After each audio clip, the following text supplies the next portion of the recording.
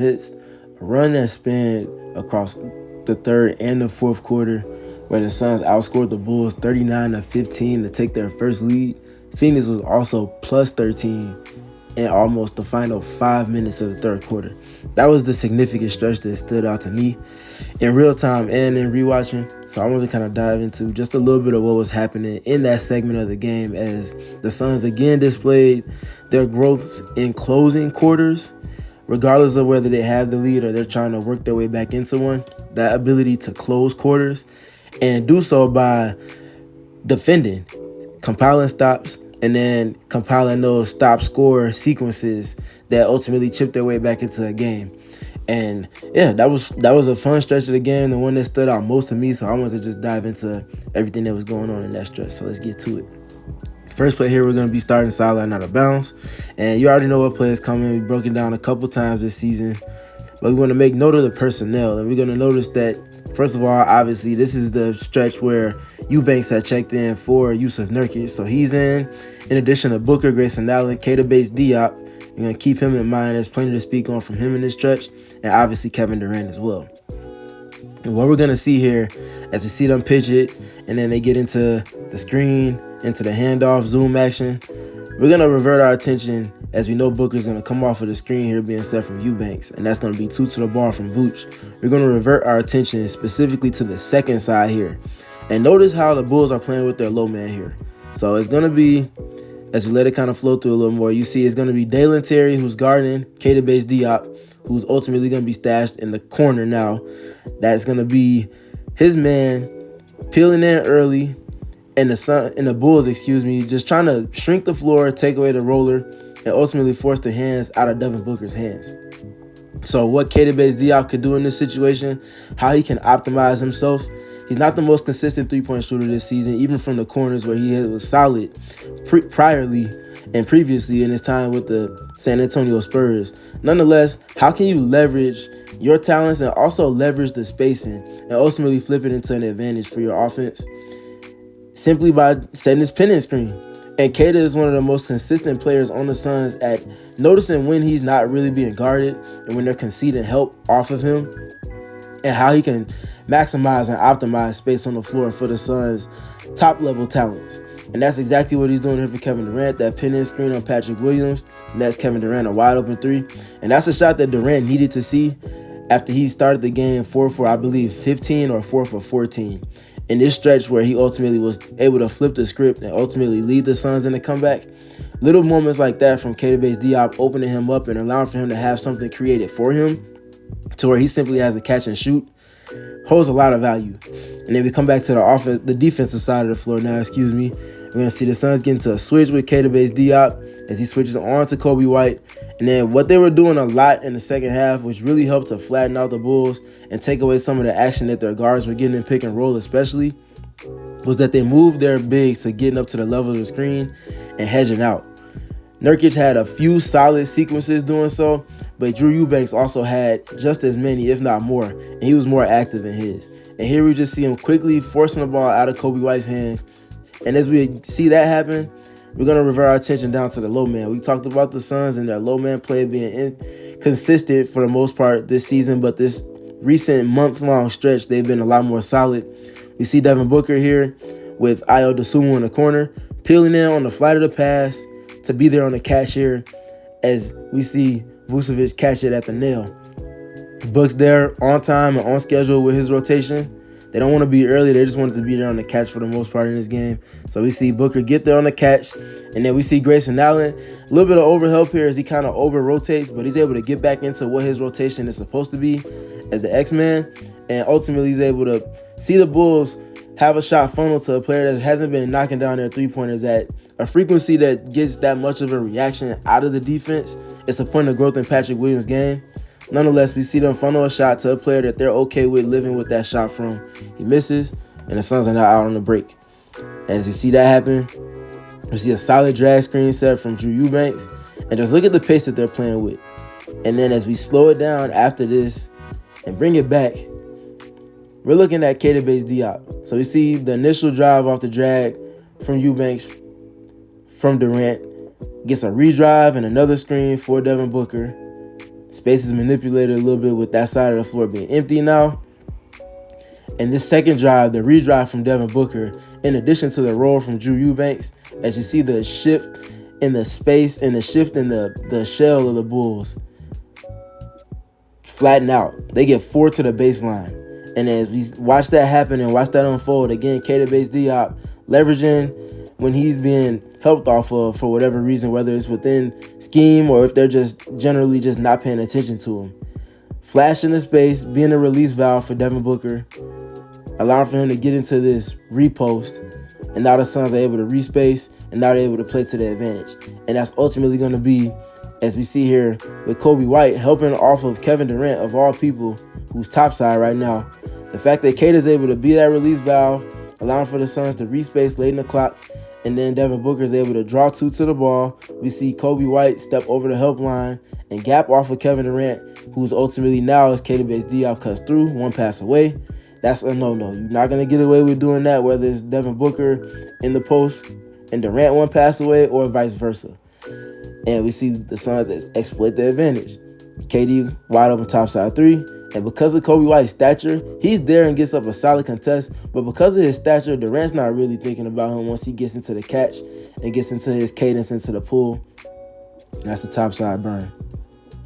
And then here, next rep, we're going to see solid job from Drew Eubanks again. This time, just space screening and then getting out of that thing. Doesn't really set one, just gets a reaction, allowing for action to start getting downhill for Devin Booker. And then we're going to pay attention as we see a kick to Grayson Allen. Him secondary playmaking. And it's just a subtle thing within this game. I've been talking about it since the preseason and really when the Suns got him. One of the best ancillary skill sets that Grayson Allen has, as we see him, firstly, it's the spacing and where he can be a threat spacing from. He's above the break for one, but he's spaced to the proverbial 4-point line, just to maximize the amount of space and real estate that they're forcing defenders to have to guard. In addition to that, however, it's how Grayson Allen almost never catches and is stagnant with his feet. It's never a stagnant catch from him. It's always dynamic in some capacity, whether he's catching and jabbing, stampeding, or just catching and attacking laterally, as we see a little bit of that here.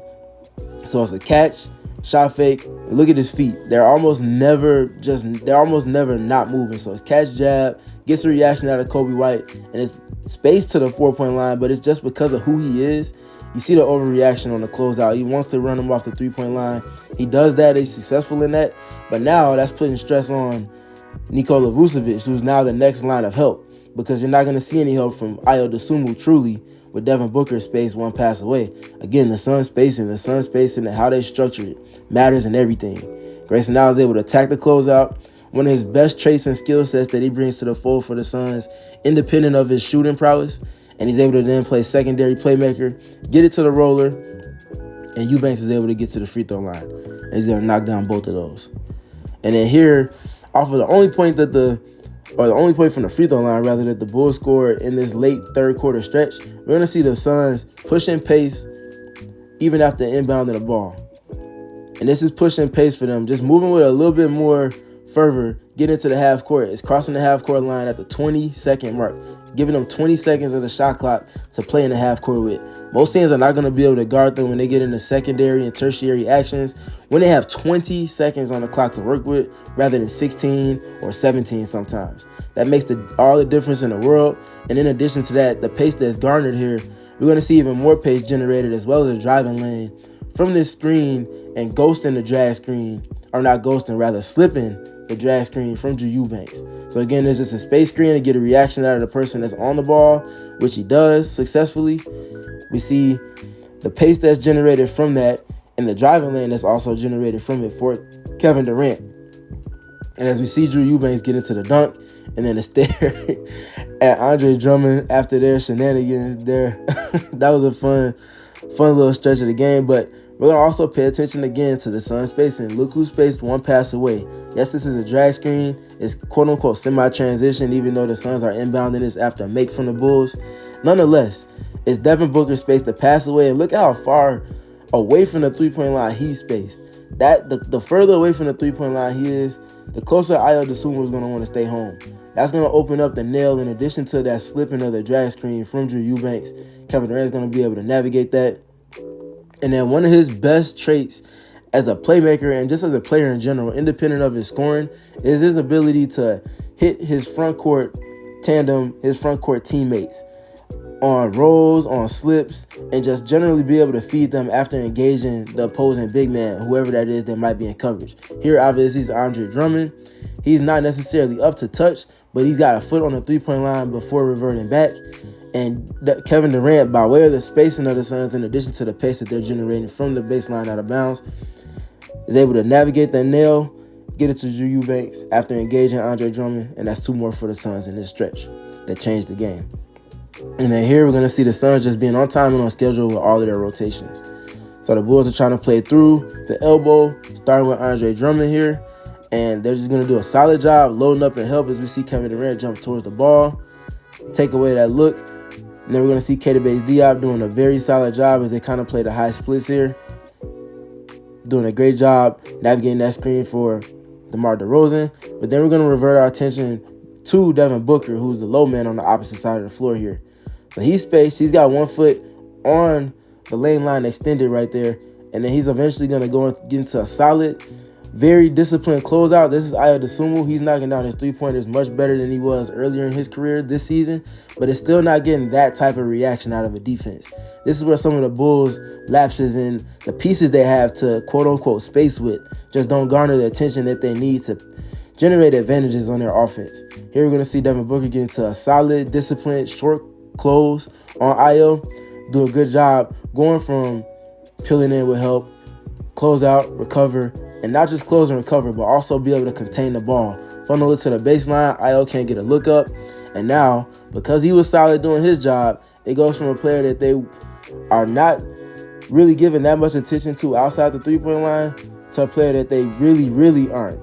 And that's funneling a shot to Dalen Terry. He misses, and the Suns are out on the break. See the hit-ahead pass from Booker to Durant. Pitches it back to Booker. Booker's going to get into immediate drive. And we talked about this a whole lot. The early shot clock paint touches for the Suns. Devin Booker's got a foot in the paint with 18 seconds on the clock. Flattening out the defense. They don't get an advantage out of that. But this is where things start to get the dominoes falling for their defense. The early clock paint touches give the Suns that much more of the shot clock to play within an advantage from. They got the defense rotating just enough. And you give Kevin Durant opportunities to attack closeouts like this as you see Patrick Williams go from helping to jumping towards the ball. His movement patterns. His ability to just give misdirection and just mislead before ultimately getting into a closeout attack.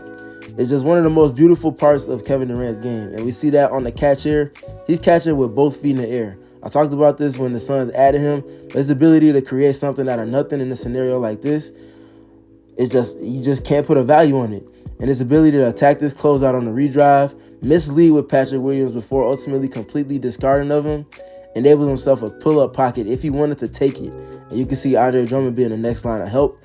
But again, like I talked about a couple of plays ago, Durant, his processing of help and his feel and ability to engage opposing big men before ultimately feeding his counterparts, or his teammates rather, in that front court. It's just so invaluable. It's one of the skills that's most underrated in this game as a playmaker, especially. And look at how he threads the needle with this pass between 4 Bulls. He's able to hit Drew Eubanks. That ball skips off the floor and hits Drew Eubanks right where it needs to. Easy catch for him, and it's a finish. And then here, getting back to the defensive side of the floor, just looking at the Suns being solid, just compiling stops, compiling multiple stops, playing with activity. We see the Bulls get into an inverted screen here. The Suns switch it, and then they get into the double. As we see Ayo Dosunmu go to respace, Keita Bates-Diop goes to double DeRozan from the nail as he tries to Barkley himself into the post. Very solid from Keita. And then in addition to that, we're going to see Keita not get lost in the sauce. He's got to keep playing defense. A lot of times the Suns will get a double team and they'll be kind of scrambling and they won't be back in their help responsibilities. But Keita being on high alert, this was just one of the little things that he was bringing to this stretch where the Suns ultimately carved their way back into the game. Goes from sending a double on the switch and double. Now he's at the nail. This quick jab back to get the ball out of Ayo Dosunmu's hands. This is all happening late in the shot clock for the Bulls. ultimately funneling a shot to DeMar DeRozan above the break. And this is, again, another shot that the Suns are okay living with. Gets up a very astute and very solid contest here, being disciplined, not closing all the way out, running him off the three-point line. It's a short closeout. DeRozan misses, and the Suns are able to get out on the break again. And then here, this is again with Kevin Durant and his movement patterns, being able to attack closeouts, him able to just navigate to a pull-up pocket. This is going to be a miss, but look at what Drew Eubanks is doing as we see Durant working in space. Just watch Drew Eubanks here. Goes from trying to play the dunker spot, try to relocate to the opposite dunker spot, finds a way to just get himself in a position, and ultimately just bringing the right energy and right awareness to the game. He's being rewarded, just being at the right place at the right time. Offensive rebound, Kevin Durant gets another look, wide open at the nail, and you know that's money. And then here, the Suns again just being solid on the defensive side of the floor. This is going to be specifically between Drew Eubanks and Kevin Durant, the two players most responsible for lighting that spark for the Suns to ultimately come back in this game. So we're going to see them try to sprint up from the baseline and get Drew Eubanks sagging behind and being late with his late on schedule in terms of him getting up to the level of the screen. He's more than on high alert and is able to get that hand on the back to get up to touch, get the ball out of DeRozan's hands with that one-step jab out. And then we see, in addition to that, after looking at Drew Eubanks, watch Kevin Durant here. As we see him peeling in early, as well as Devin Booker, to squeeze the floor on the roller. Watch Kevin Durant go from point A to point B, getting into this closeout on Patrick Williams. And again, we talked about the closeouts and recovers. It's one thing to close out and recover. It's a whole nother realm to be able to close out in a dynamic fashion, recover in a dynamic fashion, and also contain the ball and stop the Bulls from getting a paint touch like Kevin Durant does in this scenario.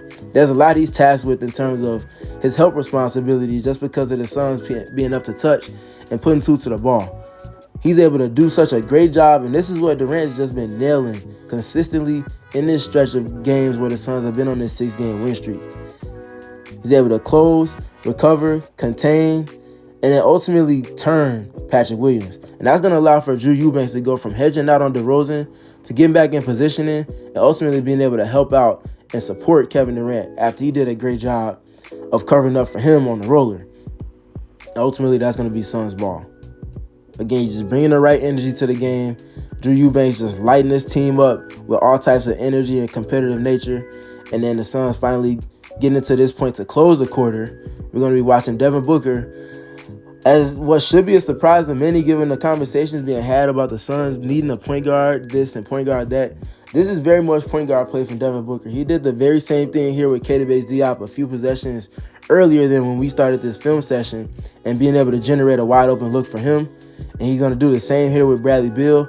This time getting a different type of look, but him just watching Devin Booker pull the strings in a maestro fashion and putting the Suns in advantageous position and to ultimately score. So you see him directing traffic here, telling Diop, no, don't want you to screen this time.